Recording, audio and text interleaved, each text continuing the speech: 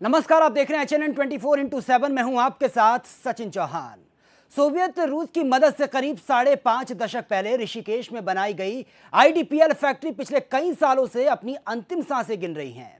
इसके चलते कई कर्मचारियों को VRS दे दिया गया है, लेकिन रख रखाव की कमी के चलते आज IDPL की कई आवासीय जमीनें बदहाल स्थिति में पड़ी हैं, जिसके बाद अब केंद्र सरकार ने बड़ा फैसला लेते हुए यहां की अधिकांश जमीन की नीलामी करने का फैसला ले लिया है, जिससे कर्मचारियों के बकाया भुगतान किया जा सकेगा। इस रिपोर्ट में देखिए।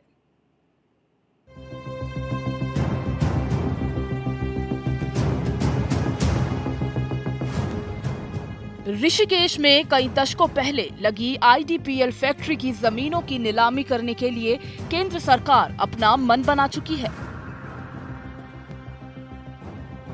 सोवियत रूस की मदद से कई दशकों पहले बनी ये कंपनी ऋषिकेश में एंटीबायोटिक दवाई बनाने का काम करती थी, जो अब सालों से बंद पड़ी है। साल 1962 में यहाँ की 899.53 एकड़ भूमि 99 सालों के लिए पट्टे पर दी गई थी, जिसमें से 65.652 एकड़ भूमि यूपी सरकार द्वारा ले ली गई, जिसके बाद कंपनी का प्रयोग दवा बनाने और कंपनी स्टाफ के लिए घर बनाने तक सीमित कर दिया गया। लेकिन फैक्ट्री के बंद हो जाने की वजह से यहाँ की जमीन और यहाँ बनाए गए घर देखभाल की कमी के चलते गिरने की कगार पर हैं।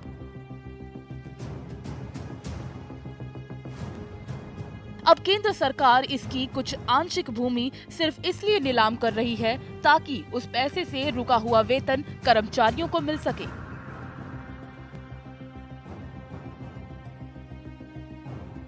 एक तरफ इस भूमि की नीलामी से कुछ लोगों को जहां राहत मिलेगी, यानी नीलामी के पैसे से उनका वेतन मिलेगा, वहीं कुछ लोग ये बात भी कह रहे हैं कि अगर पहले से इस बात पर ध्यान दिया जाता तो शायद IDPL फैक्ट्री की जमीन और क्वार्टर नीलामी तक नहीं पहुंचते। अगर प्रशासन फैक्ट्री के खाली पड़े क्वार्टर्स यहां काम करने वालों को रहने के लिए दे देता तो ये वीरान नहीं होते।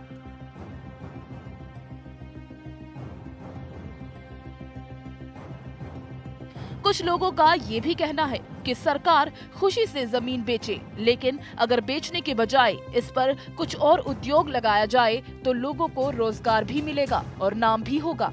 आप खुद ही सुनिए, फैक्ट्री को लेकर स्थानीय लोगों की आखिर क्या राय है। हम ये चाहते हैं सरकार से भी, जो यहाँ पे आदमी रह रहे हैं, जितने भी IDPL के रिटायर्ड कर्मचारी हैं या और यहाँ, क्योंकि हम लोगों का यही जीवन बिताया है, यहीं से बचपन से पढ़ाई करी हमने, तो ये अगर इसको बेच देंगे तो यहाँ का जीवन बिल्कुल बेकार हो जाएगा। हम लोगों ने यही रोजगार किया, हम व्यापारी हैं यहाँ के, क्योंकि हमारे व्यापार पे बहुत बड़ा असर पड़ा है। अगर ये क्वार्टर सरकारी है, अगर GM साहब चाहते हैं तो यहाँ सभी को दे सकते थे क्वार्टर देते तो इसमें लोग रहते, साफ सफाई रखते, मेंटेनेंस रखते, यहाँ खरीदारी करते। ये इस टाइम वीरान हो गया है, बिल्कुल बंजर हो गया है, लेकिन ये कोई पहले नहीं करना चाह रहे हैं, कोई कदम ही नहीं उठाना चाह रहे। जो खाली पड़े हैं उसको बंजर ही बनना चाह रहे हैं। ये बेचना चाहते हैं तो बेच तो सकते हैं, लेकिन बात ये है कि बेचने के बाद भी क्या होना है इसका, कि यहाँ जैसे कि जगह खाली पड़ी हुई है और उसको उन्होंने बेच दिया और इसमें जो है इन्होंने कोई फैक्ट्री वैक्ट्री लगाए तो फिर तो चलो एक बार को लोगों का भला हो सकता है ना।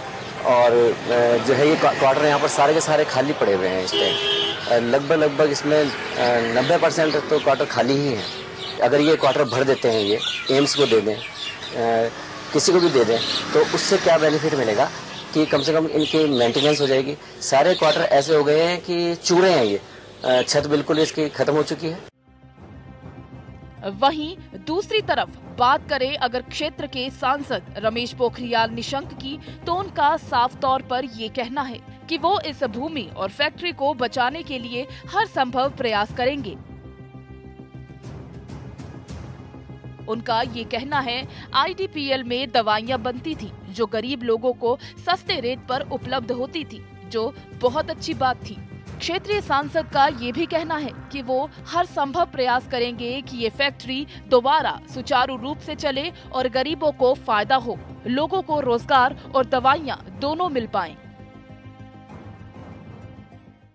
भारत के गरीब लोगों को सस्ती दरों पर उपलब्ध कराने के लिए दवाइयाँ, जीवन रक्षक दवाइयों के लिए 1962 में इसकी स्थापना हुई। इसलिए ये बहुत ज़रूरी है कि ये यूनिट जिंदा हो पुनर्जीवित हों और उसी गतिशीलता से चलें। और इसलिए मेरी कोशिश होगी, मैं अपनी कोशिशों में कितना सफल होता हूँ ये भविष्य बताएगा, लेकिन मेरी हर हाल में ये कोशिश होगी कि ये यूनिट जीवित हो, जो अपने तरुणाई पर थी, यौवन पर थी और देश और दुनिया में इसका नाम था, वो फिर उसी स्थान पर आकर के खड़ी हो। एक जमाना था जब ये IDPL फैक्ट्री उत्तराखंड के लिए एक बड़ा वरदान थी।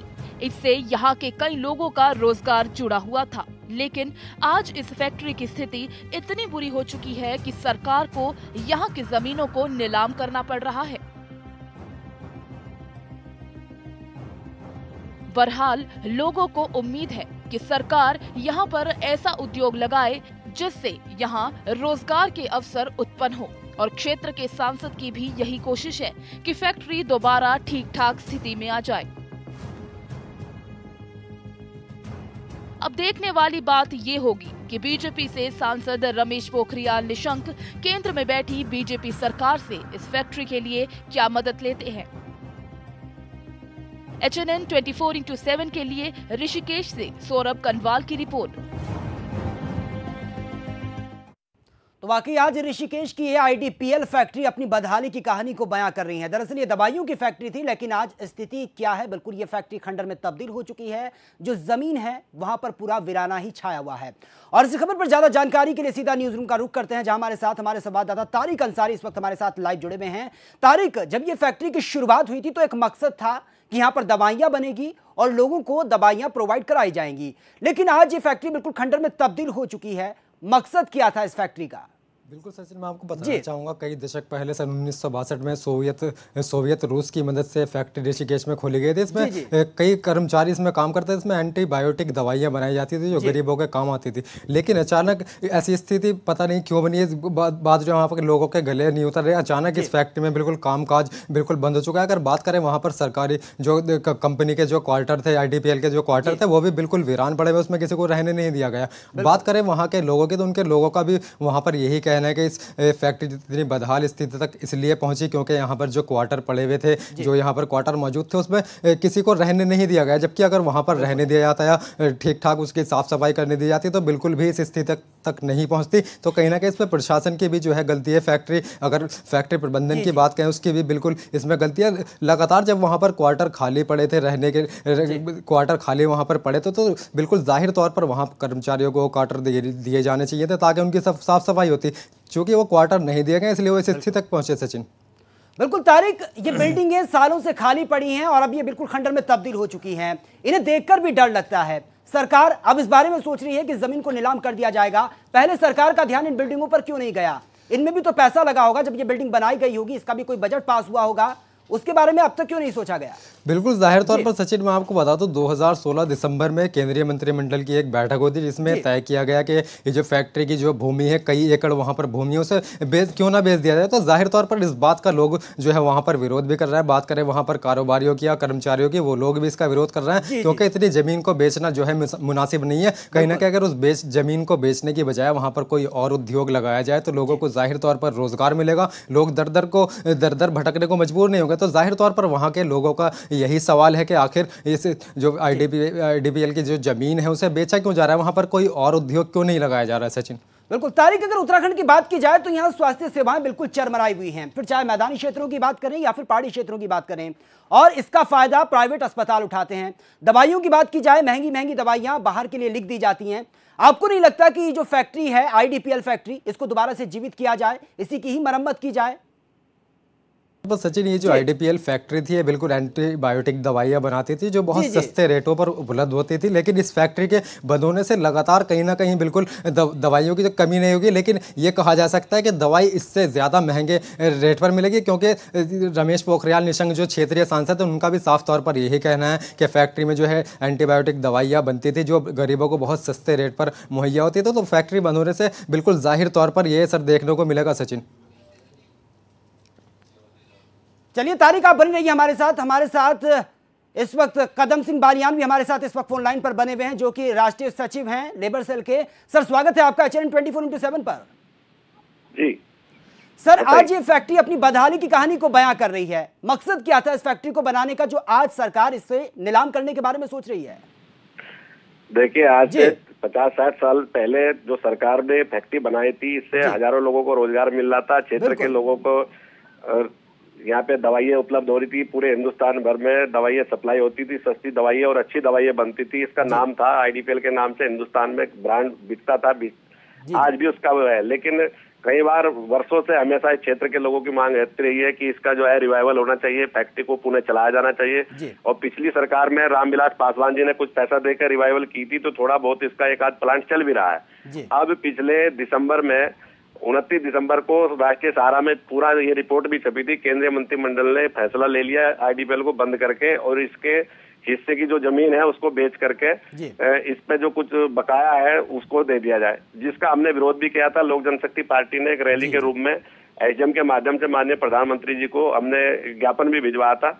और क्षेत्रीय जनता, हमारे जो इसमें पूर्व कर्मचारी, जो इसके एक्स कर्मचारी हैं जो एक क्वार्टर्स में रहते हैं, उन सब ने भी कई बार तरीके से मीटिंगों के माध्यम से, पुतला दहन के माध्यम से कई बार इस पे अपना विरोध जताया। जी सर, सालों से ये बिल्डिंगें बिल्कुल खाली पड़ी हैं और अब बिल्कुल खंडर में तब्दील हो चुकी हैं। स्वास्थ्य सेवाओं की अगर बात की जाए, उत्तराखंड में तो बिल्कुल लचर हो चुकी हैं और इसी का फायदा प्राइवेट अस्पताल उठा रहे हैं। आपको नहीं लगता कि इसी फैक्ट्री को दोबारा से जीवित किया जाना चाहिए? इसी को ही दोबारा से सही ढंग से एक नई ऊर्जा अगर इस फैक्ट्री को दोबारा से मिली तो शायद ये खड़ी हो सकती है, और जो आसपास के जो लोग वहां पर रहते हैं, जो युवा रहते हैं, उनको भी रोजगार मिलेगा। बिल्कुल सही कहा आपने। बिल्कुल यही हम लोग भी चाहते हैं कि अगर ये फैक्ट्री का रिवाइवल होगा तो लोगों को रोजगार भी मिलेगा, और ये जो लोग, जो कॉलोनी खंडर हुई पड़ी है, इन्हें लोगों को आवंटित कर दिया जाए। कोई सिक्योरिटी के रूप में सिक्योरिटी जमा करा के, बहुत लोग इसके भी इच्छुक हैं, तो इनका कम से कम रख रखाव और मरम्मत होगी, रख रखाव रहेगा, सरकारी संपत्ति बची रहेगी, ये भी होगा। जी जी, चलिए बहुत बहुत शुक्रिया सर आपका हमसे जुड़ने के लिए, अपनी बातें हम तक पहुंचाने के लिए, और तारिक आपका भी बहुत बहुत शुक्रिया इस तमाम जानकारी के लिए। तो फिलहाल यहाँ रुकेंगे एक छोटे से ब्रेक के लिए, जल्द लौटते हैं।